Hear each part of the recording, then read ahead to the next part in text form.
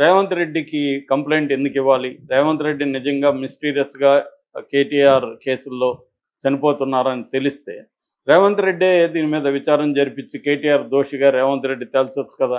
అంటే ఇది only political allegation తప్ప దీంట్లో పసలేదనేది మనకు అర్థమవుతుంది. రేవంత్ రెడ్డి మాటల్లో విషయం లేదు.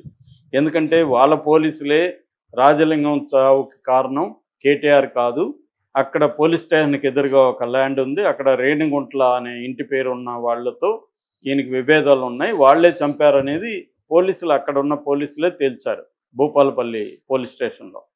సో, అంటే ఈయన గవర్నమెంట్లో ఉండే పోలీసులేమో కేటీఆర్‌కి సంబంధం లేదు. కేటీఆర్ సంబంధం ఉంటే రాజలింగం హత్య ఆయన పేరు పెట్టి ఆయన్ని కూడా అరెస్ట్ చేయాలి కదా! కేటీఆర్‌ని ఎందుకు చేయలేదు? ఎవరో అది ల్యాండ్ ఇష్యూలో చనిపోయినారని పోలీసులు ఎందుకు చెప్పారు?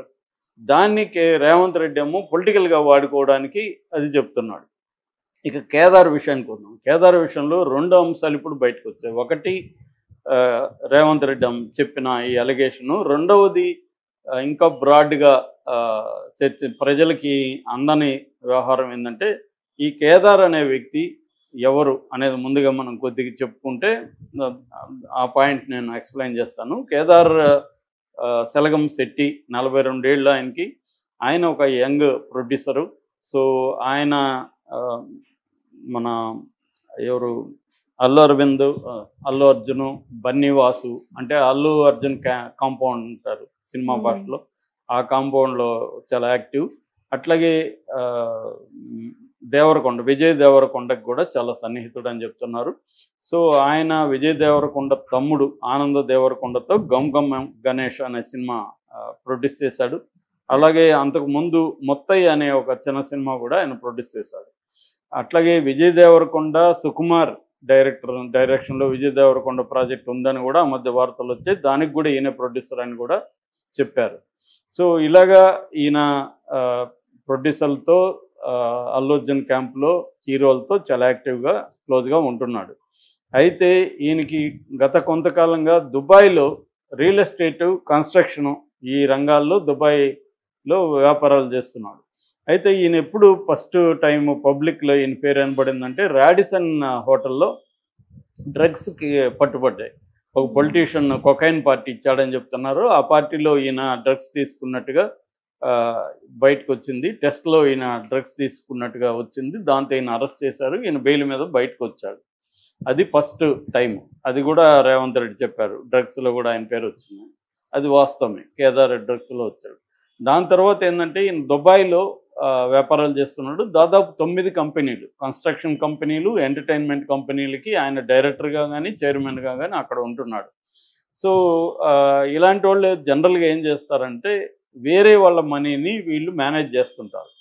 ఇప్పుడు పొలిటికల్గా కరప్షను ఉండడం కావచ్చు, లేదు మామూలుగా వ్యాపారాలు చేసి ట్యాక్స్ కట్టకుండా ట్యాక్స్ ఎగ్గొట్టిన బ్లాక్ మనీ కావచ్చు, ఇలాంటి మనీని ఎక్కడో చోట ఇన్వెస్ట్ చేయాలి కాబట్టి ఆ ఇన్వెస్ట్ చేసే వాళ్ళని కొంతమందిని వీళ్ళు చూసుకుంటారు. ఇప్పుడు హీరో ఉన్నాడు, హీరోకు బ్లాక్ మనీ 300 కోట్ల రెమ్యునరేషన్ అన్నారు మొన్న అల్లు అర్జున్కి.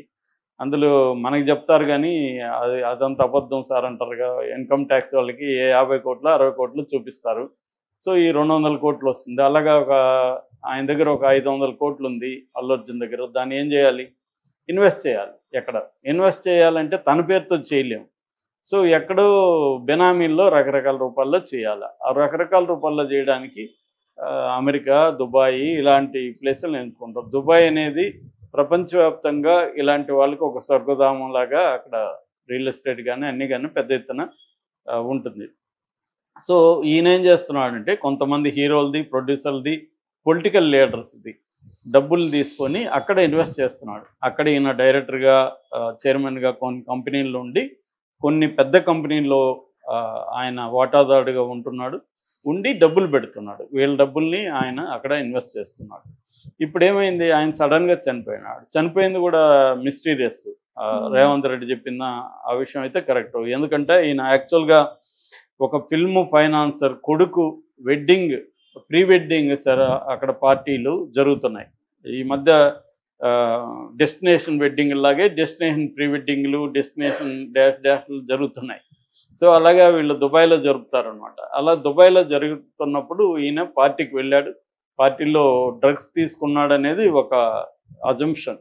అది నిజమా కాదో తెలియదు. ఎందుకంటే ఈయన డ్రగ్స్ హ్యాబిట్ ఉంది కాబట్టి దుబాయ్లో ఆ పార్టీలో డ్రగ్స్ తీసుకొని ఇంటికి వచ్చాడు, నిద్రపోయాడు, నిద్రలోనే చనిపోయాడు అనేది వార్త. నిజంగా నిద్రలో చనిపోయారా లేకపోతే ఎవరన్నా ఓవర్ డ్రగ్ ఇచ్చి చంపేశారా ఇవన్నీ కూడా తెలియదు. ఎందుకంటే డ్రగ్స్ తీసుకునే బ్యాచ్ల్లో ఒక్కోసారి ఎవడైనా ఒకడు చంపాలనుకున్నా కొద్దిగా డ్రగ్ ఎక్కువ ఇస్తే చాలు కదా, అతను ఓవర్ డోస్ డ్రగ్ చనిపోతారు. ఆ మధ్య నాకు తెలిసి కూడా ఒక బ్యాచ్ ముంబైలో ఒక 8 మంది డ్రగ్స్ తీసుకున్నారు.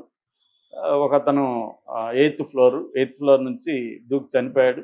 వీళ్ళు ఏం చెప్తారంటే అతను బాల్కనీ అనుకొని అడుగు పెట్టాడు బయట, అతను పడిపోయాడని వీళ్ళు అంటారు. పోలీసులేమో వీళ్ళే తోసేశారని కేసు పెట్టారు. ఫైనల్గా కేసు ఏం నిలవలేదు, డబ్బులు ఇచ్చి మేనేజ్ చేసుకున్నారు. సో ఇలాగా డ్రగ్ బ్యాచ్లు చాలామంది చనిపోయే వాళ్ళు ఉంటారు. ఇందులో హత్యలు ఉండొచ్చు, ఓవర్ డోస్ కూడా ఉండొచ్చు. ఏది ఏంటనేది చెప్పలేని ఒక పరిస్థితి అయితే ఉంటుంది. సో ఈయన మొత్తానికి మిస్టీరియస్గా కాజ్ ఆఫ్ డెత్ ఏందనేది కరెక్ట్గా ఎవరికి తెలియదు, అలాగే చనిపోయాడు. ఇప్పుడు ఏంటంటే ఆయన నమ్ముకొని డబ్బులు పెట్టిన వాళ్ళ పరిస్థితి ఏంటి, ఆయన ఎక్కడెక్కడ పెట్టుబడులు పెట్టాడు ఏంటి, వీళ్ళందరి దగ్గర డీటెయిల్స్ లేవు. ఎందుకంటే ప్రతిదీ వీళ్ళకి చెప్పలేని పరిస్థితి ఉంటుంది అక్కడ. వీళ్ళు కూడా నమ్మేస్తారు, ఒకసారి ఇచ్చినాక వీడు మేనేజ్ చేస్తున్నాడు, ఇస్తున్నాడు, తీసుకుంటున్నాడు అని నమ్మేస్తారు. ఈ మధ్యన నాకు తెలిసి ఒక సిటీలో 400 కోట్లు ఒక అతను మేనేజ్ చేస్తున్న అతను సడన్గా అజ్ఞాతంలోకి వెళ్ళిపోయాడు. అందులో నా ఫ్రెండ్ ఆఫ్ ద ఫ్రెండ్ 8 కోట్లు పెట్టాడు. ఈ 8 కోట్లకి ఏ రకమైన లీగల్ డాక్యుమెంట్స్ లేవు. సో ఈ 8 కోట్లలో మళ్ళీ ఎవరెవరో ఈ ఫ్రెండ్కి ఇచ్చిన వాళ్ళు ఉన్నారు, ఈయన నమ్మి. ఇప్పుడు నేనే అనుకోండి, నేను 8 కోట్లు పెట్టానంటే నాకు ఇంకొక 6-7 మంది నా దగ్గర, వాళ్ళకి ఏంటంటే నేనేం చేస్తున్నా వాళ్ళకి అనవసరం,